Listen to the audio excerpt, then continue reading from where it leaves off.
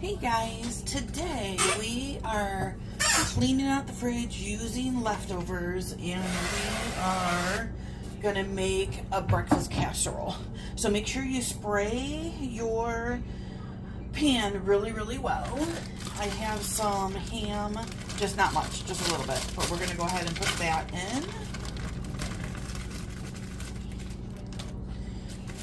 This is gonna sound a little weird and I know it.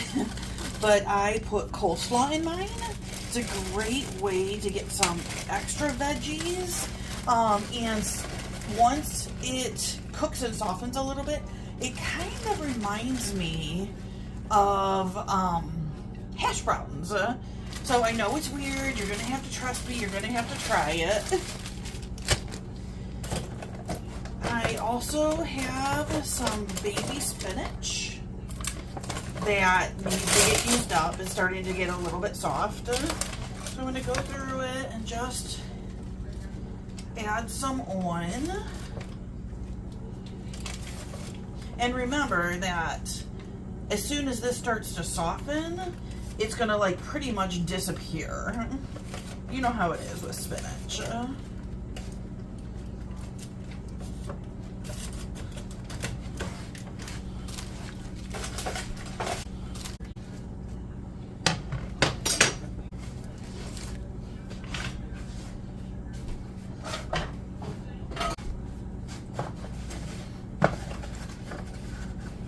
There's a lot in there, and I do like my eggs to cover everything. And I know it's going to grow, like as it cooks, it's going to expand too.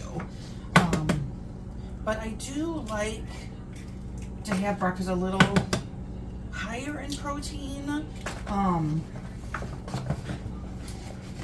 veggies, I think baking this like this is such an easy way to get veggies into your breakfast, just in case you don't do veggies one of the other meals of the day. You at least have a really good start with your breakfast.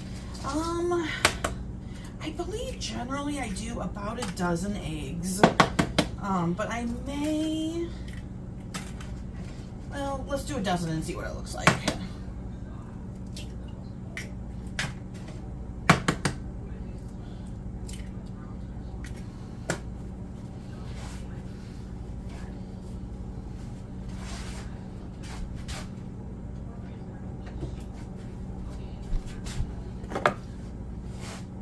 I am going to put some pepper in it. I don't put salt. I tend to like a lot of salt, and my kids come over and grab food leftovers out of my fridge all the time, and they generally don't do much salt in anything. So I just wait and I salt mine on my own when I heat it up in the mornings. And I'll show you how I put this away once it's baked and cooled too. I do have the oven heating up to 350 degrees right now. I'm going to add a little bit of milk. If you have half and half you have to use, or heavy cream, or anything, you can use any of that. If you don't have any milk or half and half or heavy cream, you don't even have to use it. I just like the little extra that it gives. Oh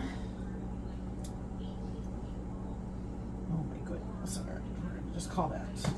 So let's go ahead and pour this and see how well it covers everything. And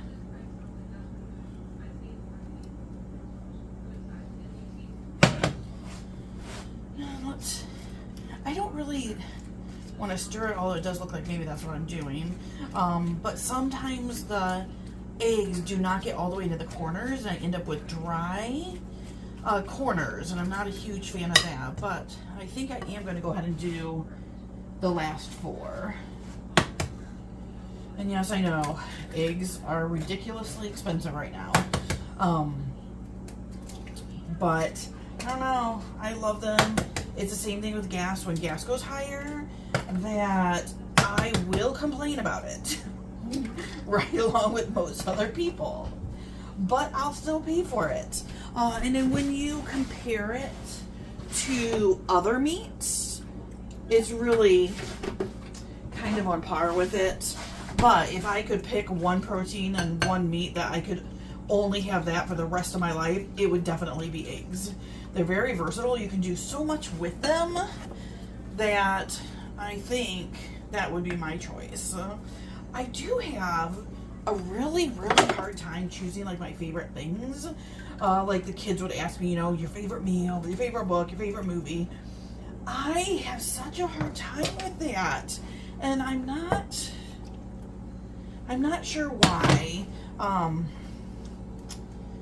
don't know. I guess maybe sometimes I have a hard time making decisions anyway, but just think my home life, right? Like work-wise, if you've been with me for a while, you know I'm a social worker. Work-wise, boom, boom, boom. Give me an emergency, I will step in. I will go ahead and help you work through everything. But at home, I don't know. I don't know if it's just decision fatigue from work, but at home, I like to go ahead and get things done so I don't have to make a choice in the moment. Kind of like this, that I am making the breakfast, because I will go ahead and cut this into, I don't know, probably 8 portions, and then for 4 or 5 mornings, I'll have my work done. I won't have to think. I won't have to wonder what I want for breakfast. You can heat up a bagel or toast or English muffins or anything to go with it if you want, or you can just eat it. Oh, you know what I do have? I do have some cheese. I don't always put cheese in it, especially because I put milk in it, but cheese kind of makes everything just a little bit better, don't you think?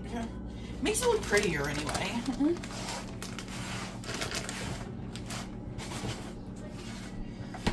So the oven is at 325. So let's go ahead and clean.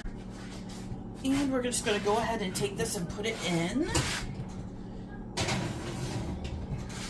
It's at 3:30, so that's pretty much close enough for me. I don't always wait for it. You can if you want. Sometimes it affects how long you need to cook it. So I'm going to start with 30 minutes and then we'll go on from there.